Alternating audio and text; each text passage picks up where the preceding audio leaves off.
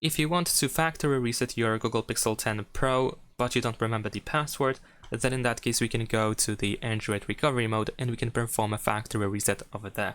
So first we're gonna turn off our device, we're gonna press the power button and volume up button at the same time to open the power menu, and we're gonna power off our phone. Now we need to wait for the phone to shut down, and afterwards we're gonna press and hold the power button and volume down button until you go to the bootloader. So just keep holding these two buttons, and then once you see this fast boot mode, you can release both buttons. Use volume up or down in order to choose a different option and look for the recovery mode. And then once you have it over here, press power button to confirm. Shortly after that, you should see a Google logo and no command text on the screen. So in that case, you need to press and hold the power button, and then while holding the button, press volume up. So it looks like this. Alright, and now we are in Android recovery.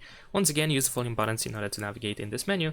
Go to wipe data / factory reset and confirm your choice by pressing the power button, and then go to factory data reset over here in order to erase everything. After that, you might need to simply choose reboot system now, and you will have the initial configuration again. And that's it. Thanks for watching, leave a like and subscribe.